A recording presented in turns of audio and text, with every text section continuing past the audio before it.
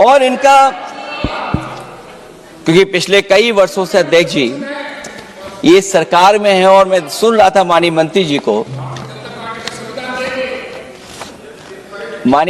को मैं सुन रहा था, उन्होंने बहुत सारे योजनाएं, बहुत सारे कार्यक्रमों की जानकारी दी। लेकिन अगर हम दुनिया के आंकड़े देखें, जेंडर इक्वलिटी में हम कहां खड़े हैं? हम 146 में 127वीं जगह पर खड़े हैं। और अगर हम इनके खुद के सरकारों को देखें अगर, तो अध्यक्ष महोदय इनके 21 जगह सरकारें हैं, 21 जगह यूनियन टेरिटरी और स्टेट मिलाकर के और सहयोगी दलों के साथ मिलकर के 21 सरकारें इनकी हैं। भारतीय जनता पार्टी ये बताए कि उनके 21 स्टेट में जहां सरकारें उनके सहयोगी साथियों के साथ चल रही हैं, कितने मुख्यमंत्री इनके बने हुए हैं? कितनी महिला मुख्यमंत्री बनी हुई इनकी? जीरो। और जो दिल्ली की बनी हुई हैं, हालांकि वो हाफ चीफ मिनिस्टर हैं, और वो भी महिला होने के नाते केवल हाफ चीफ मिनिस्टर हैं। नहीं, अधिकार कहां है? एक चीफ मिनिस्टर के जो अधिकार होते हैं, एक स्टेट के जो अधिकार होते हैं, क्या आपके दिल्ली की मुख्यमंत्री के पास वो अधिकार है? और फिर जो अभी तक जो सबसे बड़ी पार्टी है, जो सबसे बड़ी पार्टी अपने आप को कहते हैं, पूरे देश में जितने भी इनके विधायक चुने गए हैं, आप बताओ आपकी संख्या क्या है? 10% से ऊपर नहीं जा पा रहे हैं आप? क्या 10% से ऊपर हैं आप? और फिर लोकसभा की गिनती में अगर हम देखें, तो लोकसभा की गिनती में कितने संख्या में आप हैं? इसलिए अध्यक्ष महोदय, जहां हम ये कहते हैं कि हम महिला आरक्षण के पक्ष में हैं, वहीं कुछ सवाल हमारे भी आपके लिए हैं। मैं उससे पहले याद दिलाना चाहता हूं कि कई बार लोग ये कहते हैं कि समाजवादी पार्टी विरोध करती है। अगर हम अपनी बात कहना चाहें तो डॉक्टर राममनोहर लोहिया, जिनकी विचारधारा पर हमारी समाजवादी पार्टी का आधार है, उनके द्वारा हमेशा महिलाओं को पुरुषों के बराबर की हिस्सेदारी हर क्षेत्र में देने की बात कही गई। और मैं उनको कोट करना चाहता हूं कि संस्कार का आरंभ महिला से होता है। यदि महिला जागृत है तो पूरा समाज जागृत हो जाता है। ये लोहिया ने हमारे जिस विचारधारा पे हम लोग चल रहे हैं वो हम आपको बताना चाहते हैं। जब तक महिलाएं राजनीति में नहीं आएंगी, सामाजिक क्रांति अधूरी रहेगी। लोहिया जी ने निरंतर महिलाओं की राजनीति में महत्वपूर्ण भूमिका पर बल दिया है, और समाज में वास्तविक परिवर्तन उनके योगदान से ही आ पाएगा। इसलिए मैं याद दिलाना चाहता हूं अध्यक्ष महोदय, उत्तर प्रदेश में पंचायत में सबसे पहले आरक्षण महिलाओं के लिए लागू करने का काम समाजवादी पार्टी ने किया। तो जहां महिलाओं के पक्ष में है उनके आरक्षण के, वहीं हमारा सवाल यह भी है कि जल्दीबाजी क्यों है? आखिरकार महिला आरक्षण के नाम पर जल्दीबाजी क्यों है भाजपा के अंदर? सच तो यह है कि भाजपा जनगणना को टालना चाहती है, और जनगणना को टालने का मतलब है कि जाति जनगणना को टालना चाहते हैं।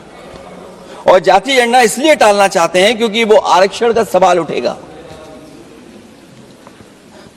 जो भाजपा, उनके संगी साथी कभी भी देना नहीं चाहते हैं आरक्षण। भाजपा को यह भी अच्छी तरह याद है कि पीडीए में ए का मतलब आधी आबादी है, मतलब महिलाएं भी पूरी की पूरी उसमें गिनती में आती। एक बड़ा चुनावी सच ये भी है कि भाजपा की चुनावी घपलेबाजी अब पूरी तरह से भंडाफोड़ हो गई है। जो एसआईआर आप लेकर के आए थे अध्यक्ष महोदय, उत्तर प्रदेश में हम लोगों ने बड़े करीब से देखा एसआईआर। वो कहने को तो एसआईआर था, लेकिन सच्चाई में वो एनआरसी का रूप था। और एसआईआर के मामले में जिस तरीके से वोट काटने का काम शुरू हुआ, मैं बधाई देना चाहता हूं अपने पीडीए प्रहारी और संगठन के लोगों को जिन्होंने वोट बचा लिया। जब पहली गिनती में हम लोग बचाने में कामयाब हो गए तो अध्यक्ष महोदय भारतीय जनता पार्टी फॉर्म 7 को लेकर के आई और फॉर्म 7 उन्होंने ऐसे बांटना शुरू किया, उस घपले को भी हम लोगों ने पकड़ लिया। और जब उस घपले को पकड़ा तो पता लगा फॉर्म 7 बंद हो गया उत्तर प्रदेश में। फॉर्म 7 से कोई वोट काटा नहीं गया। अध्यक्ष महोदय, जो फॉर्म 7 काटने के लिए जिससे दस्तखत कराए थे भारतीय जनता पार्टी ने, उस व्यक्ति को दस्तखत करना भी नहीं आता है। अध्यक्ष महोदय, जो एसआईआर के बहाने फॉर्म 7 लेकर के आए थे, जो फॉर्म 7 दस्तखत करा करके वोट काटे जा रहे थे उत्तर प्रदेश में, जब पकड़ा गया, हम लोगों को जानकारी मिली, हम लोगों ने उसको प्रेस के सामने लेकर के आए और चुनाव आयोग को शिकायत की।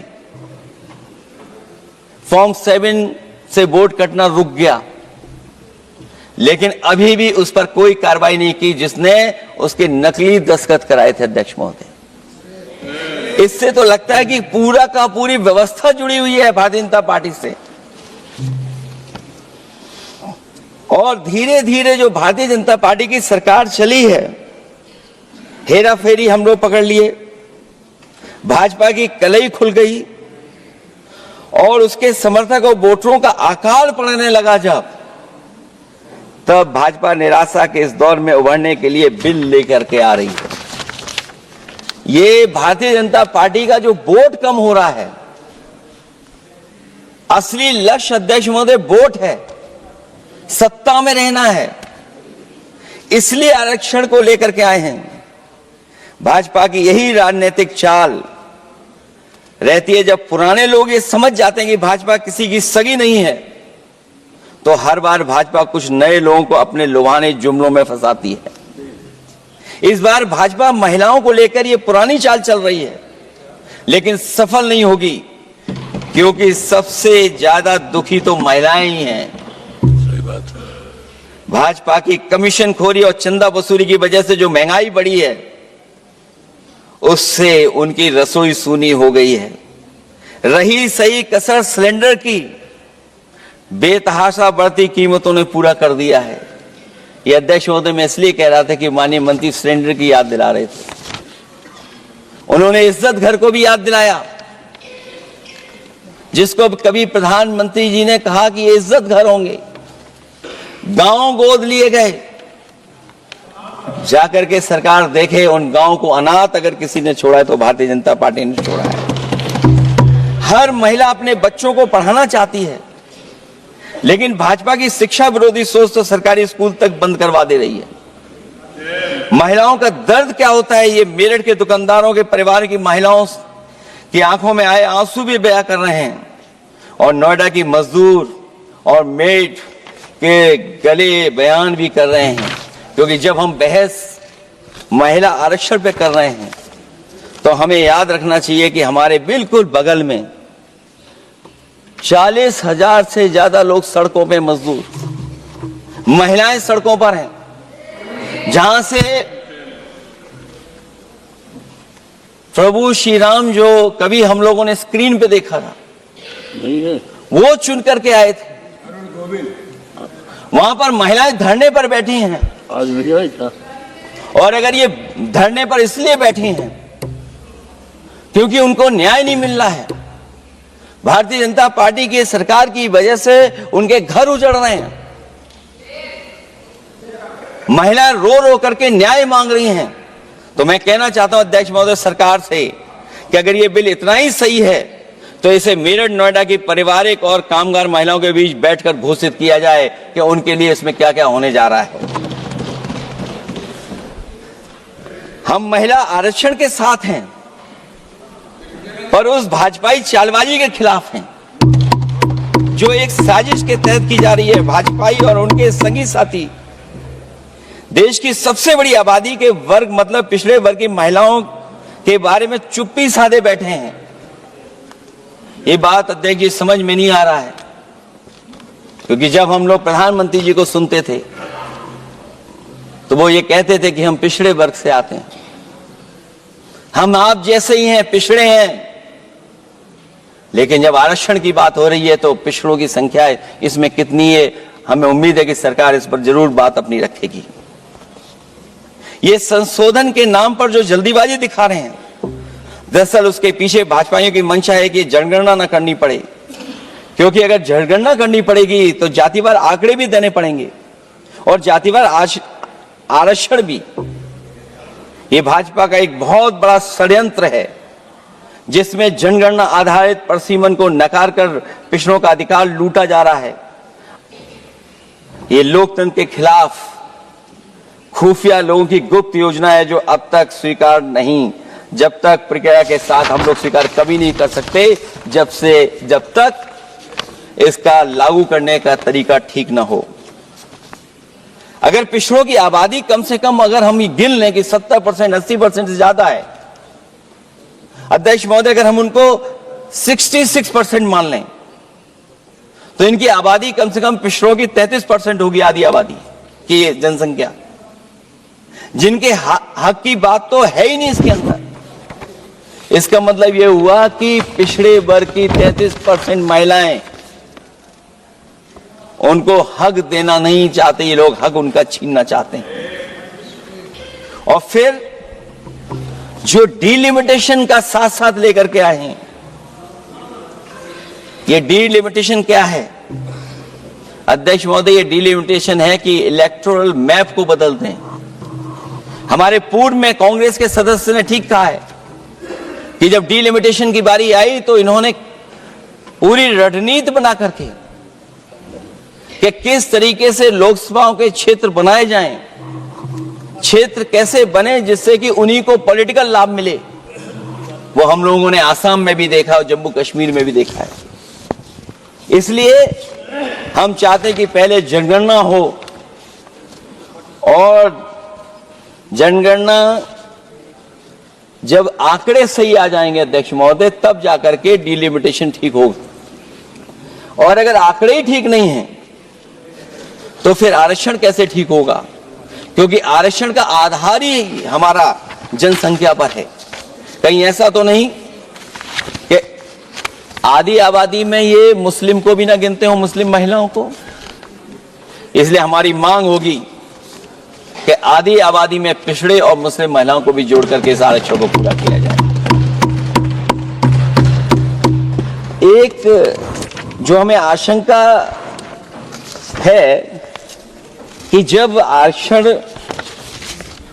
होगा और डिलिमिटेशन होगा और जब संख्या बढ़ेगी तो उत्तर प्रदेश की संख्या विधानसभा की 500 से ऊपर होने जा रही है।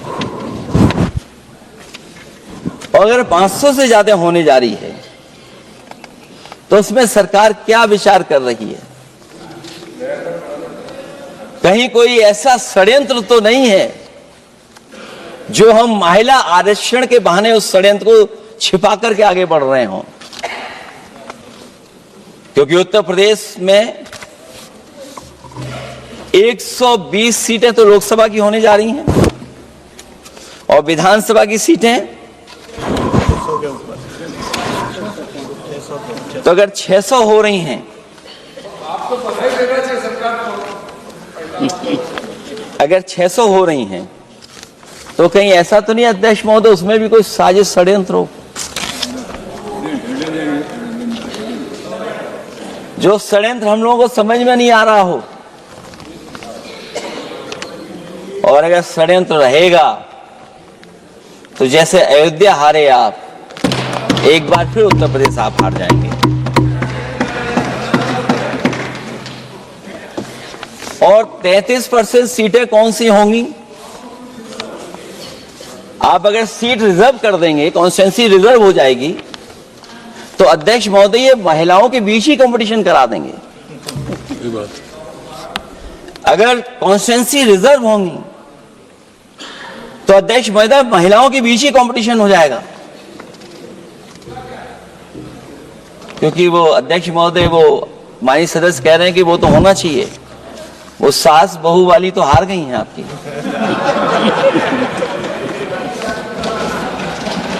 तो अगर पार्टी को ये मौका मिलेगा तो न केवल कंपटीशन से हम बच सकते हैं, बल्कि संख्या महिलाओं की लड़ने की ज्यादा होगी। ये महिलाओं को ज्यादा नहीं लड़ने देना चाहते हैं चुनाव, इसलिए कॉन्स्टिट्यूंसीज को रिजर्व कर रहे हैं। अध्यक्ष महोदय, हमारा पक्ष है, हमारी मांग है कि ये जो लागू हो आरक्षण, वो पार्टी को मौका मिले, पार्टी लड़ाए उनको, पार्टी संख्या तय करे। इसके साथ साथ जो रोटेशन वाला है इशू, स्वाभाविक है कि जब हम एक क्षेत्र से लड़ते हैं अध्यक्ष महोदय, तो एक भावनात्मक अटैचमेंट बनता है वोटरों के बीच में।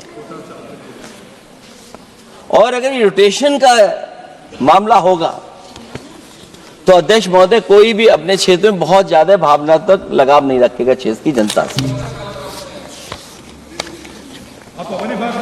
तो अगला क्षेत्र की सोचने लगेगा कि अगला क्षेत्र हमारा क्या होगा। इसलिए हम इसके भी खिलाफ है अध्यक्ष महोदय कि रोटेशन नहीं हो। हम रोटेशन की प्रणाली के खिलाफ हैं, इसके पक्ष में हम लोग नहीं हो सकते।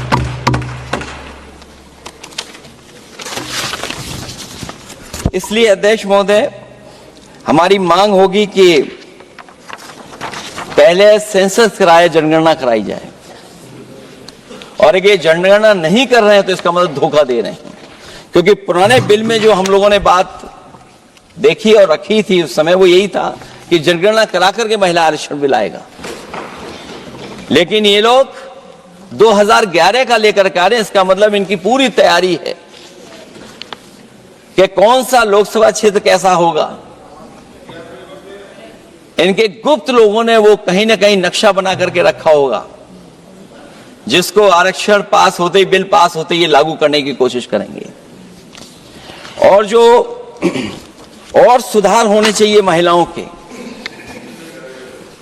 जो सुधार होने चाहिए उन सुधारों पे इसमें बिल में कोई विशेष योजना या विशेष बात नहीं हो रही है।